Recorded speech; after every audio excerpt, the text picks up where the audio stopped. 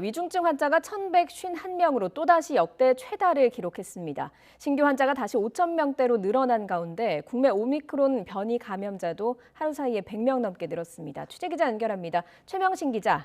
네, 최명신입니다. 네, 신규 확진자 수가 오늘은 5,000명대로 늘어났군요. 네, 오늘 0시 기준 코로나19 신규 환자는 어제보다 1,544명 늘어난 5,409명입니다. 휴일 영향으로 어제 3,000명대까지 내려갔었던 게 평일 검사 건수가 늘어나면서 다시 급증한 것으로 보입니다.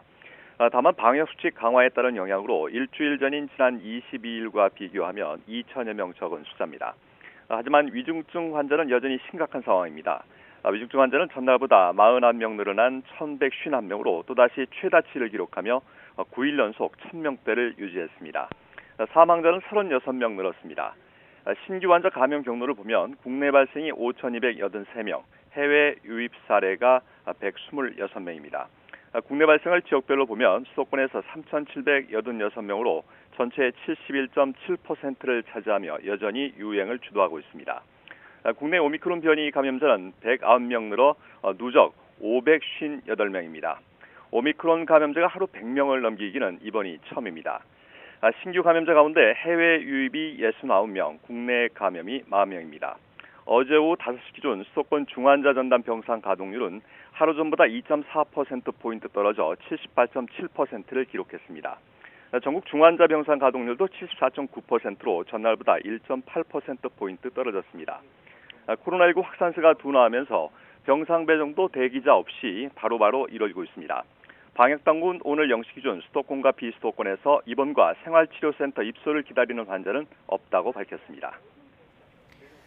네, 또 정부가 오미크론 변이에 대해서 경계심을 갖도록 거듭 당부하고 나섰죠. 네, 김부겸 총리는 최근 코로나19 확산세가 진정세로 접어들긴 했지만 오미크론 변이가 우리나라에서 우세종이 될 가능성이 크다며 경계심을 늦춰서는 안 된다고 말했습니다. 김 총리는 일각에서 비교적 낮은 중증 화율을 근거로 오미크론에 대해 희망 섞인 전망을 내놓기도 하지만 입원율이 절반으로 낮아진다 해도 확진자 숫자가 2배로 늘면 결국 의료 대응 부담은 같아진다면서 방심해서는 안 된다고 강조했습니다.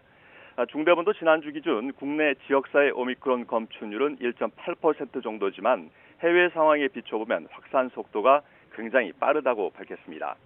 이런 가운데 오미크론 감염자를 빨리 찾아내 격리하기 위한 새로운 PCR 시약이 내일부터 현장에 도입됩니다. 김 총리는 다음 주부터 적용할 새로운 방역 조치와 관련해선 일상회복지원위원회를 포함해 각계의 목소리와 전문가 의견을 듣고 신중하게 결론을 내릴 것이라고 덧붙였습니다. 조정 방안 발표는 이번 주 금요일 중대본 회의에서 이뤄질 예정입니다.